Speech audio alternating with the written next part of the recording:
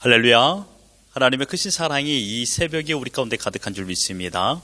오늘 우리는 사사기 2장 1절로 10절의 본문을 통하여 인생의 환절기를 잘 이겨내는 법이라는 제목으로 하나님의 말씀을 함께 나누도록 하겠습니다. 어제 우리는 이스라엘 민족이 하나님의 말씀을 불순종하고 순간에 선택을 했던 것을 묵상했습니다.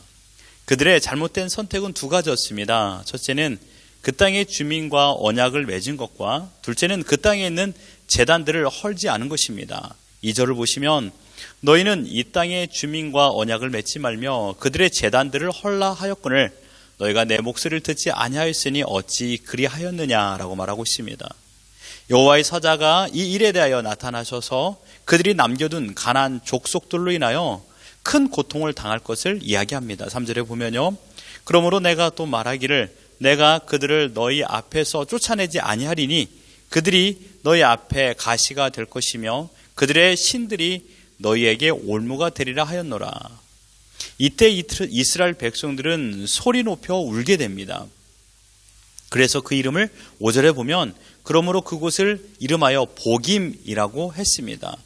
무수한 백성이 통곡을 하며 울었던지 그 땅 이름을 우는 자들이라는 뜻의 보김으로 지었던 것입니다. 이 눈물의 의미가 무엇일까요?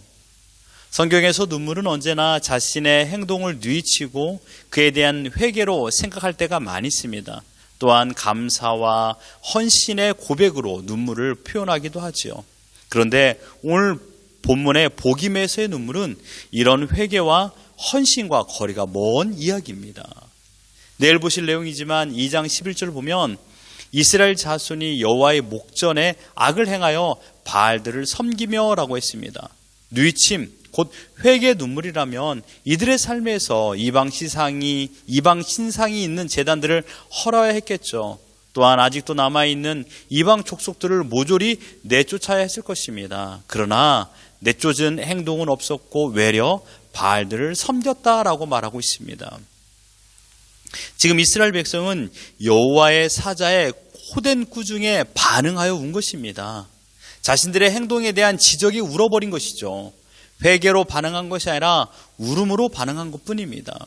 예를 들어 본다면 학교에서 학생들이 잘못을 합니다. 그때 어떤 학생은 잘못을 한 것을 들키자마자 울어버리는 학생이 있습니다. 아직 혼나지도 않았습니다. 울어서 해결되지 않습니다. 무엇이 문제이며 어떻게 해결할 것인가를 아는 것이 더 중요한 것이죠. 하지만 이스라엘 백성들은 다짜고짜 자신들의 잘못된 마음가짐으로 인한 잘못된 선택을 돌이킬 것을 생각하지도 않고 그냥 울기만 했습니다. 지금 이스라엘의 눈물은 감정에 치우치는 눈물이요, 억울함의 눈물이었으며 이기적인 눈물이었습니다. 신앙과 믿음과 상관없는 눈물이었습니다. 하나님과 상관없는 철저한 인간적인, 그래서 자기 중심적인 눈물이었습니다.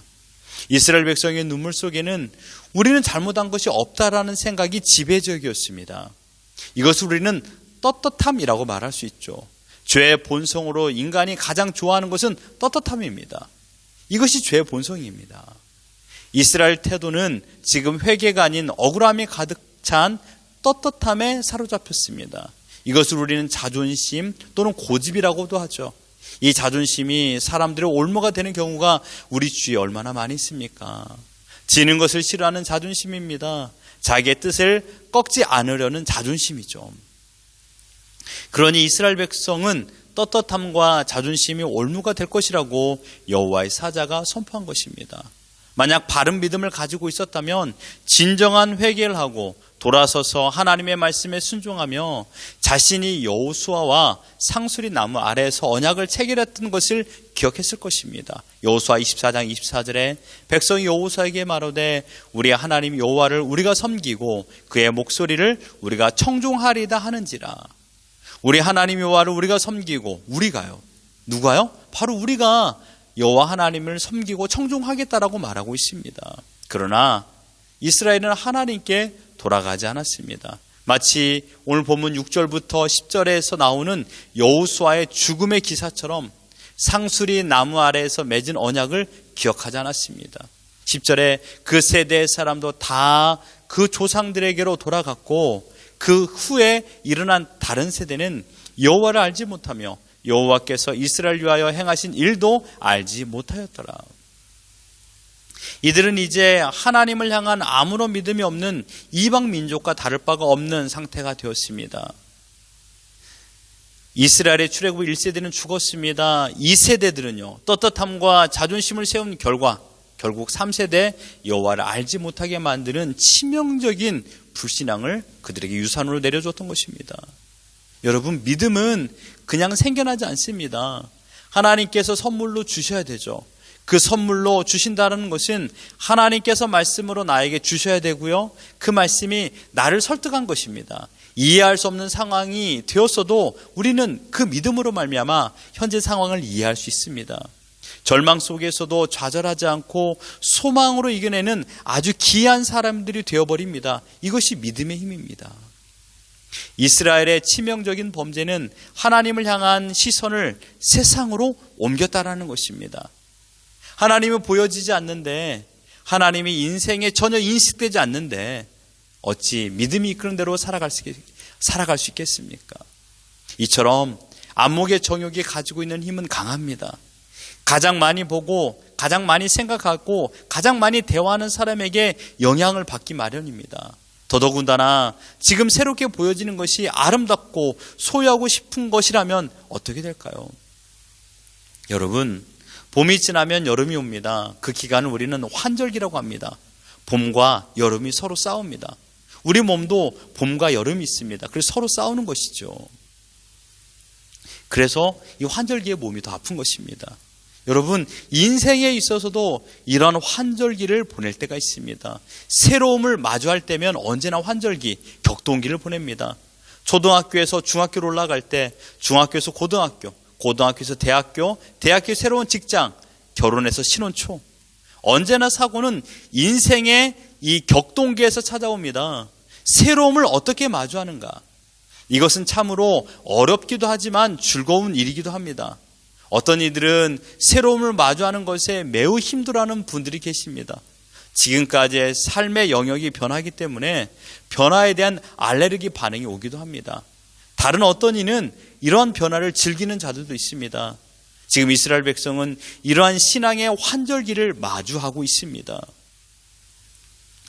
2세대를 떠나보내고 광야의 삶을 떠나보내며 이제 3세대 그리고 새로운 땅을 마주하게 되었는데, 정작 그들의 중심에 붙잡고 있어야 될 하나님도 떠나보내버린 것입니다.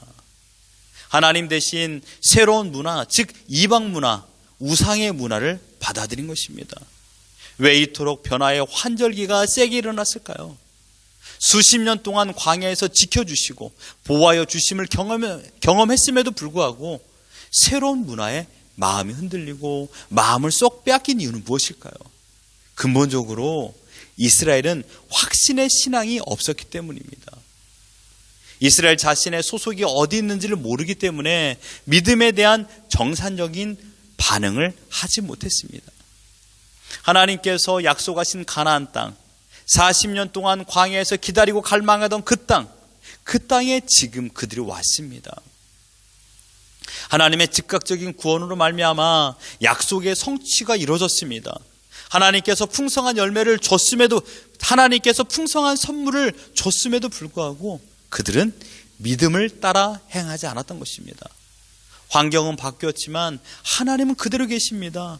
1절에 여호와의 사자가 길갈에서부터 복임으로 올라와 말하되, 내가 너희를 애굽에서 올라오게 하여 내가 너희의 조상들에게 맹세한 땅으로 들어가게 하였으며, 또 내가 이르기를 내가 너희와 함께한 언약을 영원히 어기지 아니하리라. 하나님의 약속은 생생히 살아있습니다. 모세도 여호수아도 광야 1세대 2세대도 모두 죽어 없어졌습니다. 그러나 하나님은 살아계십니다. 왜냐하면 하나님은 온 땅의 주인이시기 때문입니다. 생명의 주관자이신 전능하신 하나님이시기 때문입니다. 지금 이스라엘은 주인 자리를 탈취하여 자신이 주인이 되어 모든 것을 결정하고 있습니다. 자기가 대장 노릇을 하고 있으니 모든 것이 뒤죽박죽이 되어버리는 것이죠. 사사기는 뒤죽박죽의 역사입니다. 오늘 본문을 통하여 지금 나의 신앙이 정리되어 있는가를 생각해 봐야 됩니다.